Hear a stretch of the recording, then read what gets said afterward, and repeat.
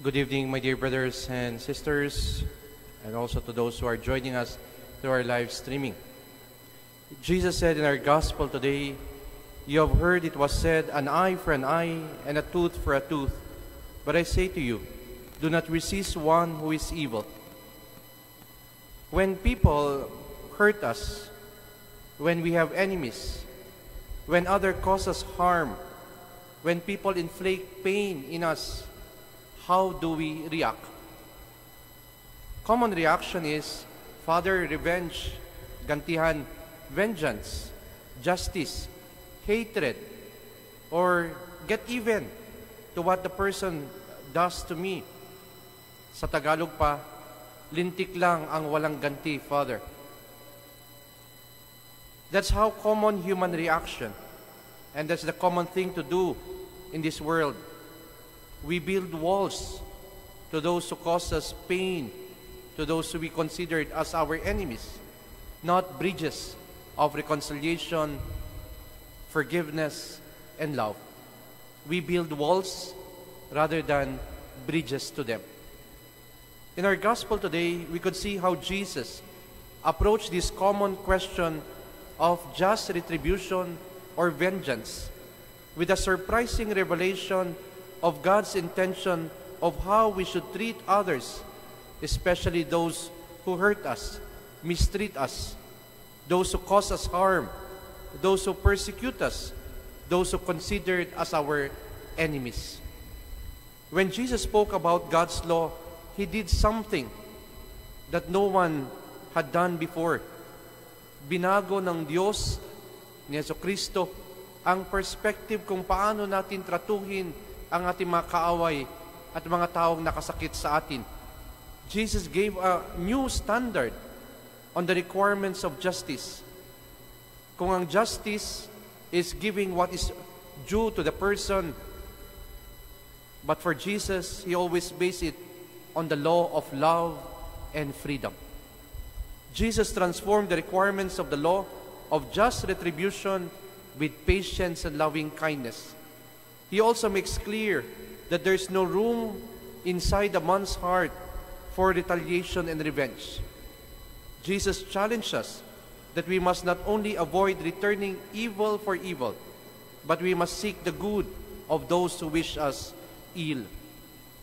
Hence, following the Lord, being a disciple of Jesus, is always going an extra mile, or even sabihin natin 360 na pagbabago, contrary, opposite to what the world offers.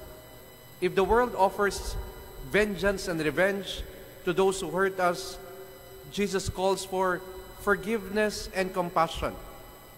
When the world offers anger and hatred to one who hurt us, Jesus reminds us of mercy and love. Love your enemies. Pray for those who do us wrong. Forgive as many times. My dear sisters and brothers, as we face today many forms of persecution sa buhay natin, we are surrounded with many evil, and around us there are so-called enemies sa ating buhay. Enemies who cause us pain, anger, hatred inside us. Our bashers, people who are also always negative to us. The gospel reminds us and challenges us that as Christians, as followers of Jesus, we don't keep in our hearts the anger and hatred to our enemies or persecutors, but we remain a heart that flows forgiveness, mercy, love, and kindness. We don't build walls, but rather we build bridges of love. St. Paul in his letter to the Romans chapter 12 verse 21 reminds us, do not be conquered by evil, but conquer evil with good.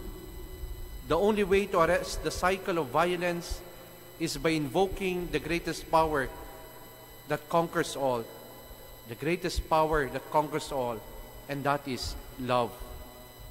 And so, my dear brothers and sisters, this is what the Lord wants us to do. We need to go an extra mile to counter the world with the values of the kingdom of God.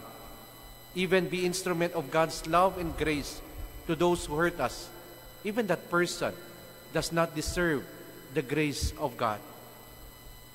Today, Jesus challenged us that our standard and norms in life should be anchored in the values of the kingdom of God and not to what the world dictates. Yes, it is difficult. Normal human as we are, it is difficult to love, to pray, and not to get fair justice to our enemies. But it is not impossible. It is difficult, but it is not impossible because of the grace of God. This is what is expected, and this is what is expected of us as children of God, to follow God's law of love and justice. Mahirap magpatawad ng kaaway, mahirap tanggapin ang mga taong nakasakit sa atin, pero hindi imposible kung pagsisikapan natin sundin ang turo ni Jesucristo, sundin ang batas ng Diyos ng pagmamahal at katarungan. Jesus, in the following verse after our gospel, Matthew 5 verse 44 says, "Love your enemies, pray for those who persecute you, that you may be children of your heavenly Father in heaven." We then reflect today, are we acting as true children of God and followers of Jesus, who has a heart to love and to be compassionate to all, even those who do us wrong? Amen.